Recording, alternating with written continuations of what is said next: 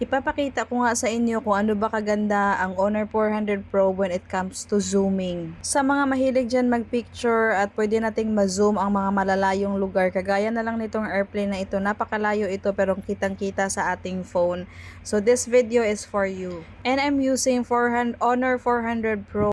Worth it nga ba siya sa price niya? At clear nga ba talaga ang picture niya sa malayo? So these are the random videos that I took in my phone. For me as may-ari, as owner of this phone, Honor 400 Pro is very satisfying. Kasi sa camera niya meron siyang 200 MP or 200 megapixel, and yung mga zoom niya naman meron siyang teleporno na clear siya kahit na i-zoom natin sa malayo.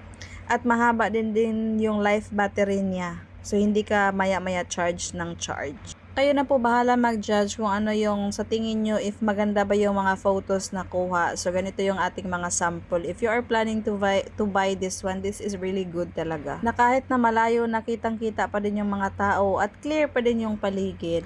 Perfect talaga to ngayon dahil nga lahat naman tayo is nagbababad na sa social media, 'di ba? O tingnan nyo, ang ganda. May kamahalan nga lang yung price niya, pero pag may pangbili ka naman, sisiw lang to. I mean, if you're looking for a phone na pangmatagalan, this one is perfect.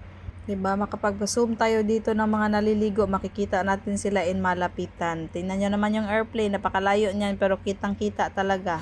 So, I'm hoping na if you are looking for phone, if you are looking for what kind of phone that is good in camera, this one, I hope this one will suggest you or make this video make you decide to buy one. So in Hong Kong price, as of today's recording, September 11, 2025, it's 4,599 Hong Kong dollars. So nasa around 34,500 siya in peso.